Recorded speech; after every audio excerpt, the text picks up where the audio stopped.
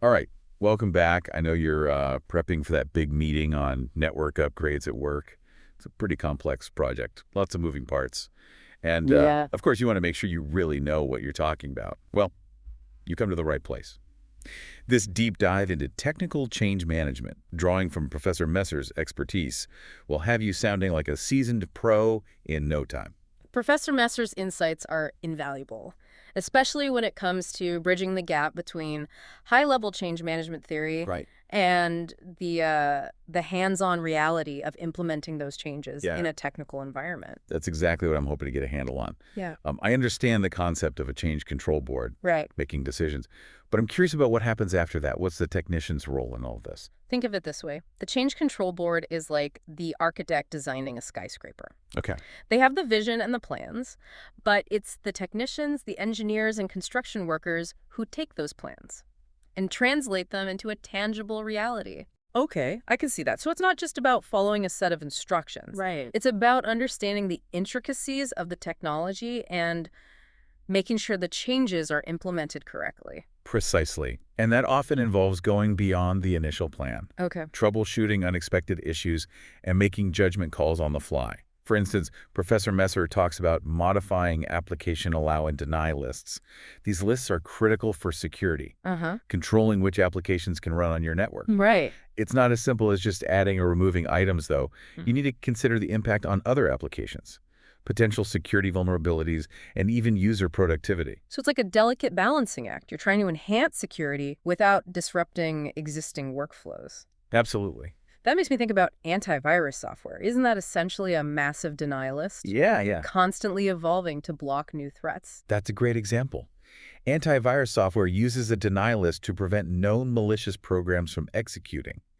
But even with that, there are always new threats emerging. Right. And the deny list needs to be continuously updated. On the other hand, companies might use allow lists to restrict access to specific software, like only permitting licensed design tools on their employees' computers.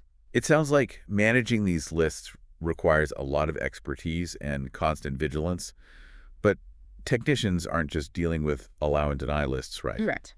What are some other examples of tasks they might handle during a technical change? Well, every change has a defined scope, outlined in the change control document. Okay. But as Professor Messer points out, sometimes a seemingly straightforward change can have unexpected consequences. He gives the example of upgrading printer drivers, Huh. which sounds simple enough. But what if that driver update also requires modifying a configuration file that wasn't initially considered? I see. So the technician has to be prepared to go off script sometimes, while still staying within the overall scope of the change. Right. That must require a lot of communication and coordination. Absolutely. It's crucial to have well-defined processes for handling scope changes. Everyone involved needs to know how to proceed if the technician encounters an unexpected issue. Right. Clear communication and documentation are essential to ensure that these deviations are managed effectively. That makes sense. You don't want someone making unauthorized changes. That could potentially create bigger problems down the line. Exactly. Now, thinking about these technical changes, it's one thing that always comes to mind. Downtime. Downtime is often an unavoidable part of the process, even with meticulous planning. Right. It's the elephant in the room that everyone tries to minimize. Even a small change, like upgrading a server, Yeah. might require taking it offline Yeah. for a short period. So how do IT professionals try to mitigate the disruption caused by downtime? One common strategy is to schedule these changes during off-peak hours Oh, okay. when fewer people are using the systems. That's why you might see those system maintenance messages popping up late at night or early in the morning. Yeah. But for organizations that require 204/7 uptime, like hospitals or financial institutions, there are Yeah. more advanced solutions. That's what I was wondering about. How do they handle updates and changes without interrupting critical services? One approach is to use primary and secondary systems. Essentially, while one system is being updated, Mm-hmm. the other one takes over, ensuring uninterrupted service. Okay. It's like having a backup generator for your entire IT infrastructure, seamlessly switching over when the primary system is unavailable. That's incredibly clever. It sounds like redundancy is key in those situations. Yeah, And I imagine communication plays a big role too. absolutely. Keeping users informed about potential outages can go a long way in managing expectations. Clear communication throughout the change process is essential, whether it's through emails, Yeah. change control calendars, or other methods. IT departments need to keep everyone informed about potential disruptions Right. and the steps being taken to minimize them. Now, beyond managing downtime, there's another key step. That Professor Messer highlights: rebooting. Rebooting. I thought that was more of an IT cliche than an actual necessity. It might seem like a simple step, but rebooting is often crucial for ensuring that new configurations take effect properly. Think about it. Okay. When you install new software on your computer, Right. it often requires a reboot Yeah. for those changes to be fully implemented. It's the same concept on a larger scale. Okay, that makes sense. It's like hitting the reset button to make sure everything is running smoothly with the new configurations. Exactly. Rebooting also helps test the system's recovery capabilities. It's essentially a fire drill for your servers, Oh, okay. ensuring that they can come back online gracefully after an unexpected shutdown or power outage. So it's not just about implementing the change, it's also about making sure the system can handle unexpected disruptions. Right. That level of preparedness seems crucial, especially in critical environments. Absolutely. Now, moving beyond the immediate changes and reboots, we encounter another layer of complexity in technical change management: legacy systems. Legacy systems. I've heard that term before, but I'm not quite sure what it entails. Imagine an ancient application developed years ago with minimal documentation and no developer support. It's like a relic from a bygone era of technology, often cobbled together with duct tape and prayers. That sounds terrifying. I can see why people would be hesitant to touch those. It's understandable. These legacy systems are often shrouded in mystery, with a "don't touch it" warning sign practically hanging over them. Right. But the reality is, these systems often play a vital role in an organization's operations. So you can't just ignore them, even if they seem intimidating. Exactly. And the key to managing these legacy systems is to demystify them by carefully documenting their functionality Right. and understanding their dependencies. Technicians can bring them into the normal support cycle. Okay. It's like taming a wild beast, slowly gaining control and integrating it into the modern IT environment. That sounds like a challenging but essential task. So we've covered the scope of changes, dealing with downtime, Right. and taming those legacy systems. What other hurdles do technicians typically face in technical change management? Well, one of the biggest challenges is managing dependencies. Yep. Imagine you need to upgrade a particular piece of software. Seems simple enough, right? Yeah. But what if that software relies on another application or service to function correctly? Suddenly, you're not just updating one thing, you're updating multiple components. And the complexity increases exponentially. So it's like a domino effect, Yeah. where one change triggers a cascade of updates across the system. That's a great way to put it. And this can get incredibly complex in large-scale systems. Professor Messer uses the example of upgrading firewall management software. Okay. You can't simply upgrade the management software itself. You first need to ensure that all the individual firewalls are updated Oh, wow. to a compatible version. It sounds like understanding and managing these dependencies is crucial for avoiding unexpected issues. Absolutely. Are there specific techniques or tools that IT professionals use to map out these complex relationships? Absolutely. That's actually a great point to delve into further.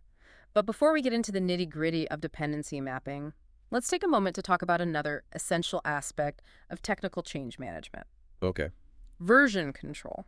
Version control. I've heard that term thrown around, but I'm not entirely sure what it means. In the context of IT, it sounds like something you'd use for writing a book or coding software. It's actually a fundamental concept that applies to a wide range of fields, Oh. including IT. In essence, version control is like having a detailed history book of every change made to your systems. That sounds incredibly useful, especially when you're dealing with complex changes and potential issues. But before we dive into the specifics of version control, let's take a quick break. Okay, so before the break, we were starting to talk about version control. Right. I'm still a little fuzzy on how it works in practice, especially in a technical environment. Can you give me concrete examples? Absolutely. Let's say you're a technician working on a router configuration.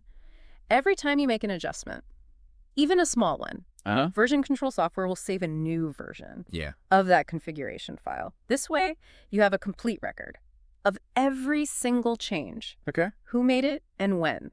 It's like having a meticulously detailed audit trail for your entire IT infrastructure. So if something goes wrong after an update, Yeah. you can essentially rewind to a previous version. Yeah. It's like having an undo button, but for your entire network. Precisely. Version control provides a safety net, allowing you to roll back to a known good state. if a change introduces problems. Right. And it's not limited to just router configurations. You can use version control for tracking Windows patches, application registry updates, and even changes to code in software development. That makes a lot of sense. I'm starting to see how valuable this would be, especially when you're dealing with complex systems and multiple technicians making changes. It's like having a central repository for all your configurations and updates, with a clear history of what's been done. Exactly. And beyond just disaster recovery, version control also helps maintain accurate documentation. Right. With so many changes happening constantly, manually keeping documentation up to date is nearly impossible. Version control automates that process, ensuring that your documentation always reflects the current state of your systems. Okay, that's a huge benefit I hadn't even considered. It sounds like version control takes a lot of the guesswork out of troubleshooting and ensures that everyone is working with the most up-to-date information. Absolutely. And the good news is that many systems actually have built-in version control mechanisms. For example, operating systems like Windows and macOS have features that allow you to track and revert to previous versions of system files or settings. Many applications, especially in software development, integrate with version control systems like Git, providing seamless tracking of code changes. So in those cases, it's pretty straightforward for technicians to utilize version control. But what about systems that don't have built-in mechanisms? Are there options for those scenarios? Definitely. For systems without built-in version control, there are numerous third-party tools available. These tools can be implemented to track changes and provide the same level of control and traceability. It's just a matter of selecting the right tool for your specific needs and integrating it into your existing workflows. It sounds like version control is practically a must-have for any organization that wants to maintain a stable and secure IT environment.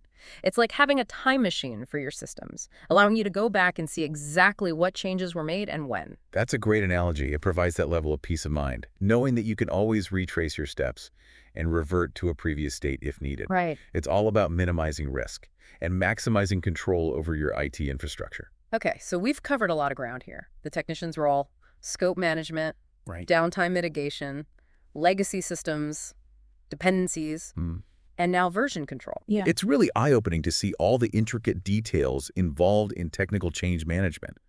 But I'm still thinking back to our listener. Who's preparing for that network upgrade meeting? What are the key takeaways they can use to really impress their colleagues and contribute to the discussion? That's a great question. First and foremost, they can demonstrate a deeper understanding of what's actually involved in implementing those network upgrades. It's not just a matter of flipping a switch or installing some new hardware. It's a carefully planned and executed process with many moving parts. Right. It's about understanding the complexities behind the scenes and being able to articulate those intricacies in a way that everyone can understand. So highlighting the technician's role, the importance of scope management, and the need for clear communication are all great starting points. Exactly. They can also talk about the challenges of dealing with downtime and the various strategies for minimizing disruption to users, for example. They could discuss the concept of primary and secondary systems for critical services, or the importance of scheduling maintenance during off-peak hours. And they can't forget about those legacy systems, highlighting the need for careful documentation and planning when dealing with outdated technology is crucial. Absolutely. And they can emphasize the role of version control in ensuring that changes are made safely and effectively. By understanding these key elements, our listener will be well equipped to participate in that meeting with confidence and contribute valuable insights to the discussion. I think we've given them a solid foundation to not only sound knowledgeable, but also to ask insightful questions and contribute to finding the best solutions for their organization, and about moving from being a passive observer to an active participant in the decision-making process. I agree. The more people understand the nuances of technical change management, the smoother these projects will run for everyone involved. And speaking of understanding the nuances, I think it's time we address those dependency mapping techniques we touched on earlier. Remember? We were talking about the domino effect of one change, potentially triggering a cascade of updates across the system. Right. That's a crucial aspect we shouldn't overlook. How do IT professionals actually go about mapping out these intricate dependencies to ensure that one change doesn't inadvertently break something else? Well, There are various approaches, each with its own strengths and weaknesses. Okay. One common method is to create a visual representation of the system, often using diagrams or flowcharts to show how different components are interconnected. This visual map helps to identify potential points of failure or areas where changes could have a ripple effect. So it's like creating a blueprint of your IT infrastructure, highlighting the critical connections and dependencies. That seems like a great way to get a bird's eye view of the system and identify potential risk. Exactly. And there are software tools specifically designed for dependency mapping. Oh, These tools can automatically scan your systems, identify relationships between applications and services, and generate detailed reports that help you understand the impact of potential changes. that sounds incredibly helpful. It's like having an X-ray vision into your IT infrastructure, allowing you to see the hidden connections. And vulnerabilities. Are there specific types of tools that are particularly effective for this purpose? There are. Some tools focus on specific technologies, Good. like network mapping or application dependency analysis. Others provide a more comprehensive view, encompassing various aspects of your IT environment. The choice of tool often depends on the complexity of your systems, your specific needs, and your budget. So it's about finding the right tool for the job, Mm. one that can provide the level of detail and insight needed to effectively manage dependencies. Absolutely. I'm curious, though, beyond these tools and diagrams, what other strategies do IT professionals use to handle dependencies? Well, communication and collaboration are key. Okay. It's essential to involve all relevant stakeholders in the change management process, including application owners, system administrators, and even end users. By Wow. gathering input from different perspectives, you can get a more complete understanding of the dependency and potential impacts. That makes sense. It's about breaking down silos and fostering a culture of shared responsibility for the IT environment. Right. It's not just the IT department's problem, it's everyone's problem. Exactly. And documentation plays a vital role as well. Right. Maintaining accurate and up-to-date documentation about system dependencies is essential for troubleshooting, planning changes, and ensuring smooth transitions. So it's a combination of tools, processes, and people working together to effectively manage dependencies. Right. It sounds like a lot of work. Hmm. But the benefits in terms of reducing risk and preventing downtime are certainly worth it. Absolutely. Managing dependencies is an ongoing process, constantly evolving as systems change and new technologies are introduced. But by implementing the right strategies and fostering a culture of collaboration, organizations can minimize the headaches and maximize the success of their technical changes. This has been incredibly insightful. We've covered so much ground today. From the technician's perspective, on change management, to the importance of version control, and the complexities of dependencies, I feel like I have a much deeper understanding of how these intricate IT projects are planned, executed, and managed. I'm glad to hear that. It's a fascinating area. And understanding these fundamentals can really help demystify the world of IT and empower you to contribute more meaningfully to discussions about technical changes. It definitely has for me. But before we wrap up, I want to leave our listeners with something to ponder. With technology evolving at such a rapid pace, how can companies ensure that their change management processes remain adaptable and effective? What new tools or strategies might emerge to streamline this crucial aspect of IT? Those are excellent questions, and ones that IT professionals are grappling with every day. As systems become more complex, interconnected, and reliant on cloud services, the need for robust and agile change management processes will only intensify. It's exciting and a bit daunting to think about the innovations that might be just around the corner. We're moving towards a world where infrastructure can be provisioned and configured automatically, where software updates are continuous and seamless, and where artificial intelligence might even play a role in managing change. Exactly. And these advancements will require a shift in thinking about change management. It will no longer be just about controlling and documenting changes. It will be about embracing agility, automation, and continuous improvement. It sounds like the future of technical change management will be a fascinating blend of human expertise and cutting-edge technology, working in harmony to navigate the ever-changing landscape of IT. I can agree more. And as we step into this future, it's crucial for IT professionals and organizations to embrace a mindset of continuous learning and adaptation. The tools and technologies may change, but the fundamental principles of effective change management Right. will remain essential. That's a great point to emphasize. It's not just about keeping up with the latest trends. It's about understanding the underlying principles that drive success in this field. Exactly. And one of those principles is the importance of human interaction and collaboration. Even as automation becomes more prevalent, Right. the human element will remain crucial for making sound decisions, navigating unforeseen challenges, and ensuring that changes align with business goals. That's a reassuring thought. It's easy to get caught up in the hype of technology. Yeah. But at the end of the day, it's people who drive innovation Mm. and make things happen. Absolutely. And as we wrap up this deep dive into technical change management, I encourage our listeners to embrace that human element, to foster collaboration, and to never stop learning and evolving in this dynamic field. Well said. This has been an incredibly insightful conversation. And I feel like we've only scratched the surface. Yeah. This complex and ever-evolving topic. Mm. But before we bring this episode to a close, I want to circle back to our listener who's prepping for that network upgrade meeting. We've covered a lot of ground, but is there one final piece of advice we can offer them to really nail that meeting? If I could offer one final piece of advice, it would be to focus on asking insightful questions, Okay.